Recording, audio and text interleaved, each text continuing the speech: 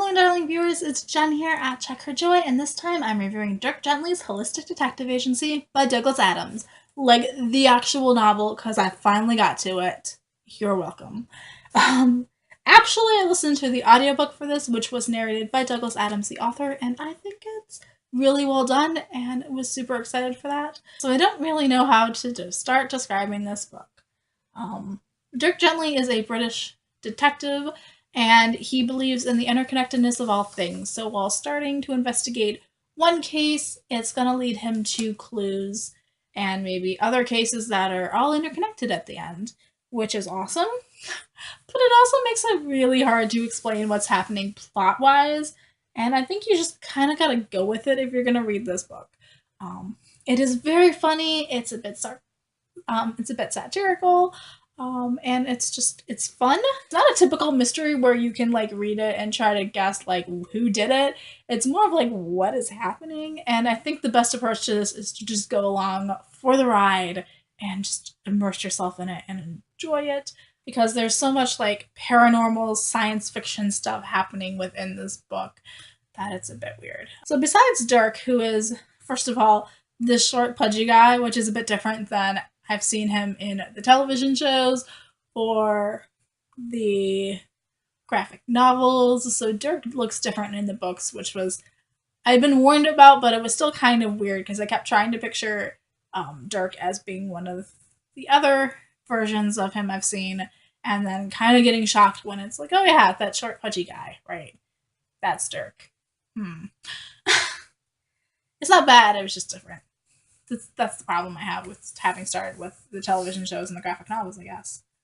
Um, in here, we meet Richard McDuff, who is this computer programmer, um, and he is dating Susan Way, who is this celloist, and the sister of Richard's boss, Gordon Way, who is this computer genius whiz guy, and he's pretty rich. I think he's a millionaire, something like that. Um, there is also a professor of chronologist at St. Suds College, and with Dirk, they make up the main characters of the story. There's also an electric monk in here, which is this android that is built with artificial intelligence, and its purpose is to believe things for you.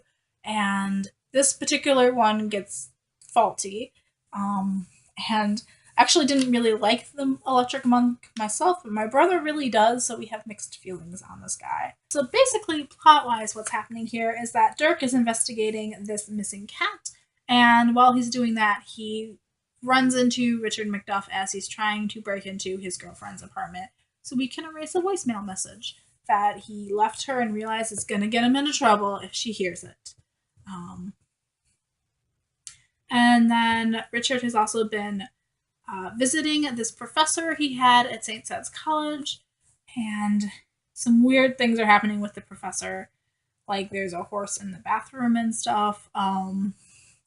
And Richard kind of gets pulled into these stranger things that are happening and pulling Dirk in with him. And we have this detective, Jilks, who is this rival of Dirk, who, like, Dirk's always messing up his cases and trying to investigate. And Jilks is an interesting character. He doesn't appear much in this book, but I kind of feel bad for him. He's like, hey, I'm just trying to do my job, and here you are meddling. And at the same time, Jilks is, like, kind of blinded by things. Like, Dirk's willing to really consider really strange, like, outlandish things that could be happening, and Jilks is like, hey, that's not physically possible.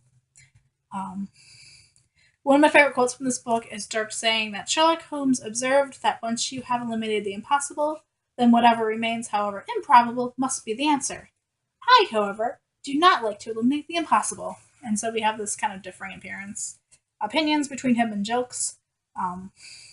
Douglas Adams narrating Jilks sounded like Jason Watkins, who plays him in the 2010 show, which I thought was awesome.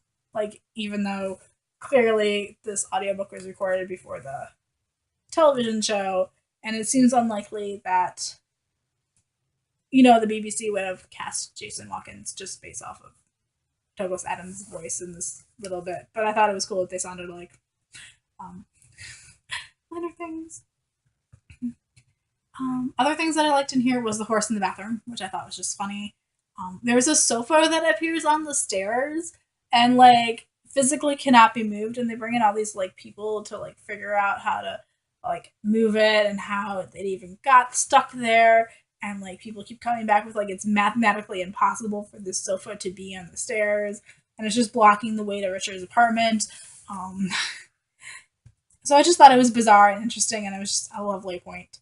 Um, and then we have this young girl who went on vacation in Greece and brings back this piece of pottery that she found, and how like all these professors at this like dinner at the college are kind of like reacting to this small child. Like some of them are just really bad with small children, even though they're like teachers, like they teach college kids. It's not the same as like an 8-year-old.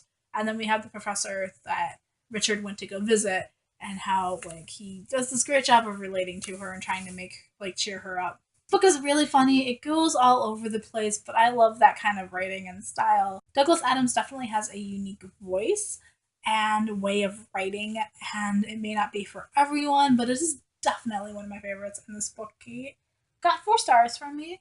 So yeah, totally go check it out. I will also post the links to my reviews for the comics down below if you guys want to see those, because they're kind of related, both being Dirk Gently and all. Yeah. So peace out. I love you guys, and keep reading. Bye.